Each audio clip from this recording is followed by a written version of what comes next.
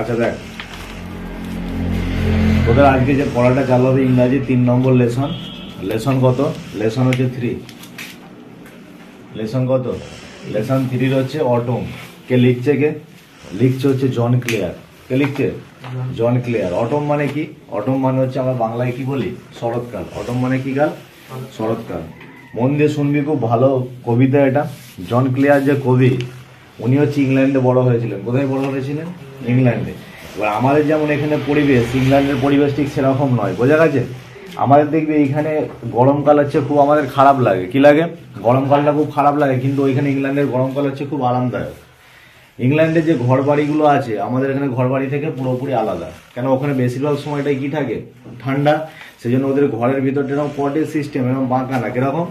এই যে যদি আমরা হাতটাকে এরকম করি, দেখ এরকম ভাবে বাঁকানো সিস্টেম, আর নিচে যে আগুন জ্বলার একটা জায়গা আছে সেখান থেকে এরকম নলের আকারে বেঁকে গিয়ে ওপরে কি উঠেছে, রিং এর মতো উঠে গেছে, যাতে ধোঁয়াটা কি হয়, বাইরে বেরোয়। ঠিক সেরকম পরিবেশে মানুষ হয়ে, মানে কোন পরিবেশে? গ্রামের পরিবেশে উনি মানুষ হয়েছেন, এবং সেই গ্রামের যে প্রকৃতি সম্বন্ধে অটম কবিতার মধ্যে উনি লিখেছেন। হয়েছে?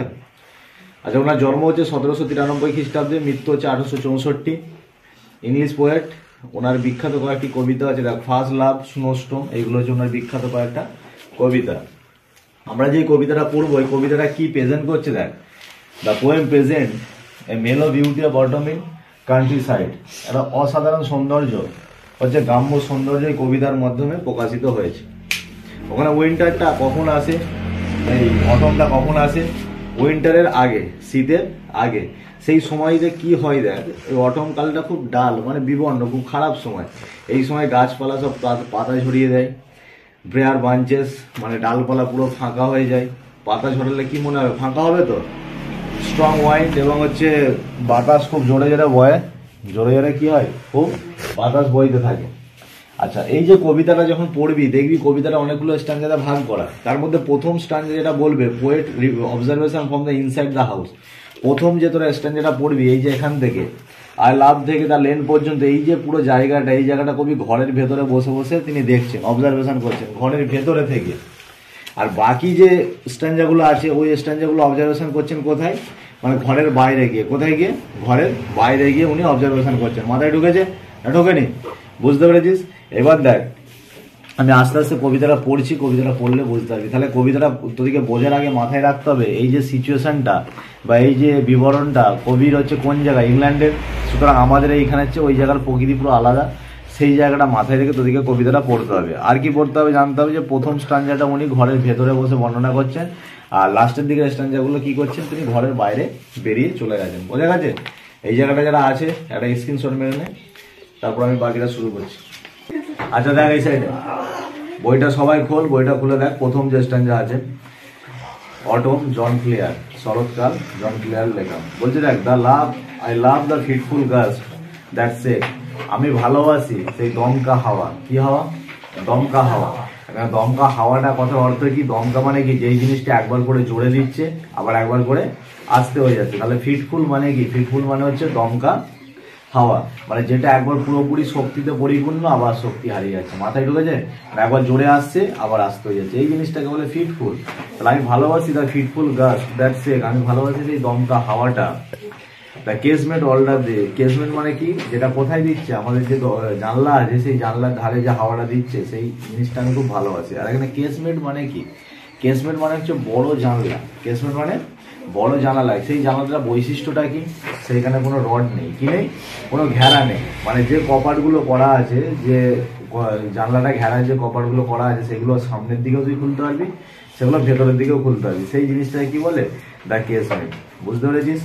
তাহলে আরেকবার দুটো লাইনে মানে বলছি, দেখ, আই লাভ দ্য ফিটফুল গাছ দ্যাট সেক, আমি ভালোবাসি সেই দমকা হাওয়াটা, দ্য কেসমেট অল দ্য ডে, যেটা হচ্ছে সেই সারাশি বা জানলার পাশে এটা সারাক্ষণ বয়ে চলেছে, সে হাওয়াটা। সে হাওয়াটা কি করছে দেখ, পুরো এই হাওয়াটার কাহিনী পুরো লাস্ট অব্দি পড়ে যাবে। দেখ, অ্যান্ড ফ্রম দ্য মজি এলেম ট্রি, এবং সে একটা মজি এলেম মানে হচ্ছে ইংল্যান্ডের একটা গাছ, শ্যাওলা ভরা গাছ। সেই শ্যাওলা ভরা গাছ থেকে সে কি করছে? টেক্স দ্য ফেডেল লিভস অ্যাওয়ে, সরিয়ে দিচ্ছে বা ঝরিয়ে দিচ্ছে কি? সেই বিবর্ণ পাতা। ফেডেল লিভস মানে হচ্ছে বিবর্ণ পাতা। বিবর্ণ পাতা মানে কি? গাছের পাতার রং কি হয়? গাছের পাতার রং হচ্ছে সবুজ হয়। হয়েছে? কিন্তু এখন সেই বিবর্ণ পাতা মানে সেই পাতার রঙগুলো হলুদ হলুদ হয়ে গেছে, মানে পাতাটা সবুজ রঙটা কি হয়ে গেছে, উড়ে গেছে।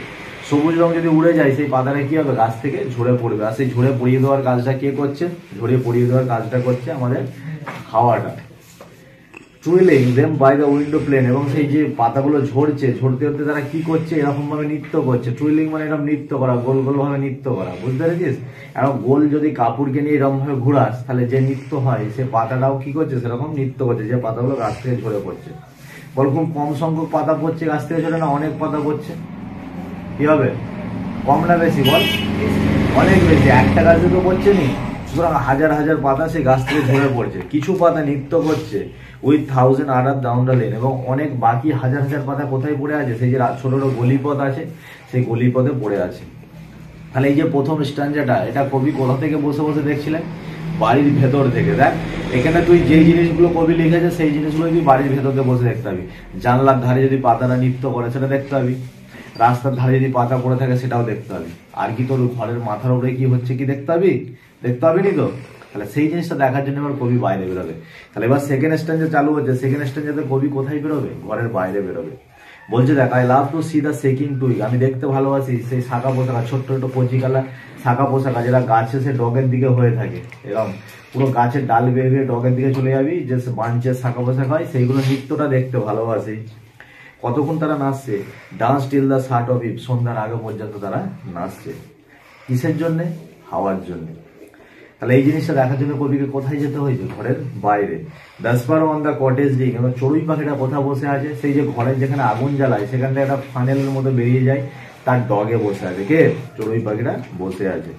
সে কি করছে দেখ, হু শ্রী উড মেক বিলিভ, কিচিরমিচির করে ডাকছে এবং ডেকে, বিলিভ মানে এটা বিশ্বাস যোগাচ্ছে। কি বিশ্বাস যোগাচ্ছে, that spring was just now fluttering by.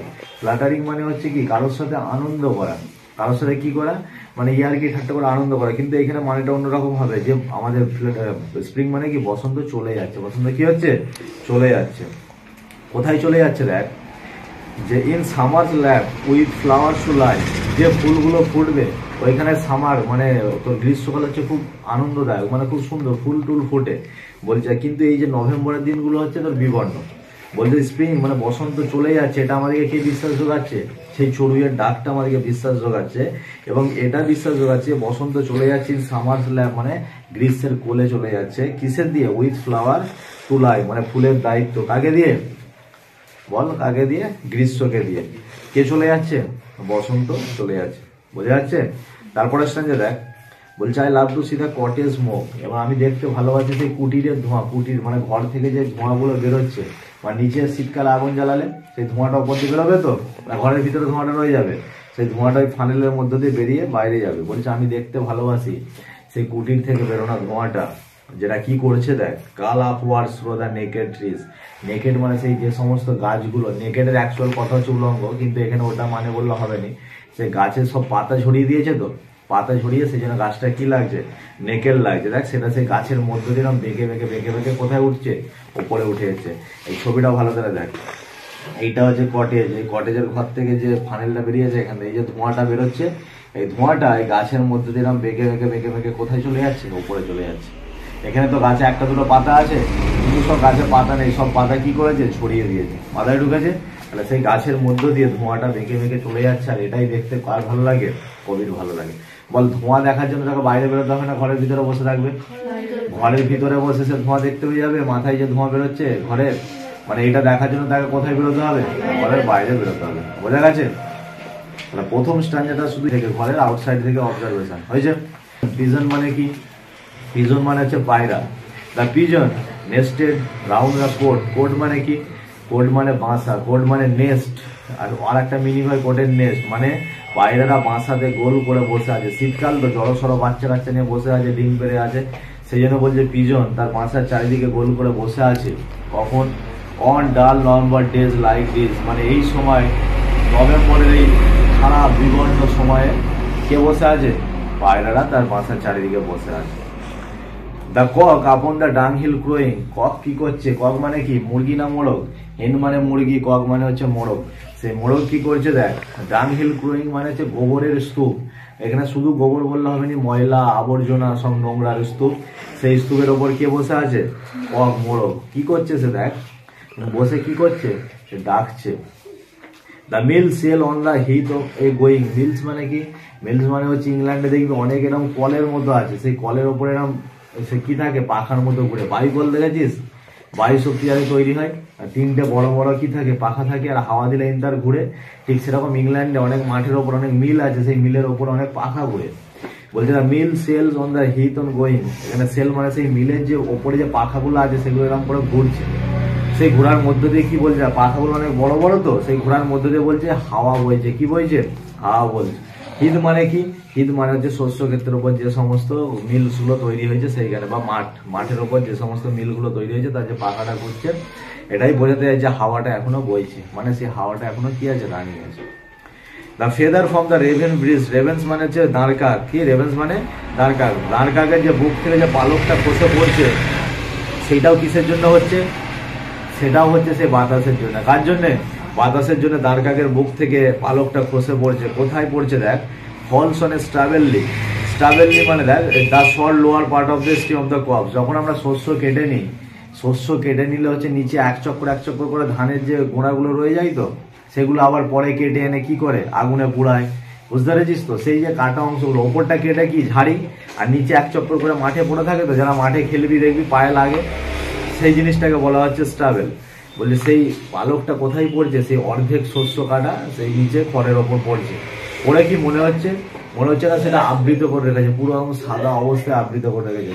এটা ঠান্ডার অনুভূতিটা বোঝাচ্ছে। কেন? কার সাথে তুলনা করা হয়েছে? এটা বরফের সাথে।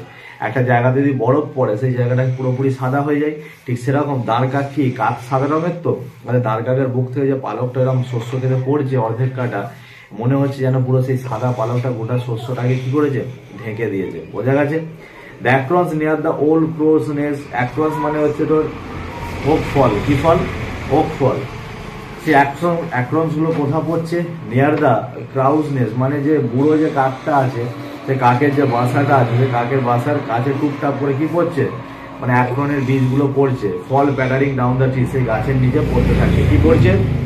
তোর অ্যাক্রন মানে ওক গাছের বীজগুলো বা ওক গাছের ফলগুলো। কোথায় পড়ছে? Near the old crow's nest. কার কাছে? কাকের যে বাসাটা আছে সে বাসার কাছে পড়ছে। Fall pattering down the tree. Pattering মানে হচ্ছে পটপাট করে আওয়াজ হয়, পড়লে যে টুকটাক পটপাট করে আওয়াজ হয়, সেই গাছের নিচে টুকটাক করে পড়ছে। তারপর লাইন দেখ, the grunting pigs that wait for all. Grunting মানে ঘোঁত শুয়োররা, মানে হচ্ছে শুয়োরকে ঘোঁত করে, তো না গরু করে?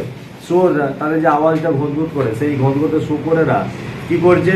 ওয়েট ফর অল, সবার জন্য অপেক্ষা করে আছে। সবার জন্য মানে তাদের আরো দলবল আসবে, সেই দলবলের জন্য কি করে আছে?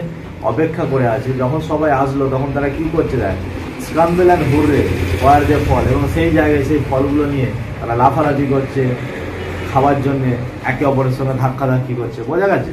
তাহলে এই সমস্ত জিনিসগুলো অবজারভেশন করেছে কবি। কিছু জিনিস অবজারভেশন করেছে ইনসাইড থেকে বাড়ির, আবার কিছু জিনিস অবজারভেশন করেছে বাড়ির বাইরে গিয়ে। এই হচ্ছে তোদের কবিতাটা অটমের বিবরণ। আশা করি বোঝা গেছে, মাথায় ঢুকেছে। বঙ্গানুবাদ বুঝতে পেরেছিস? এর পরের দিন কোশ্চেন অ্যান্সার হবে। মাথায় ঢুকেছে?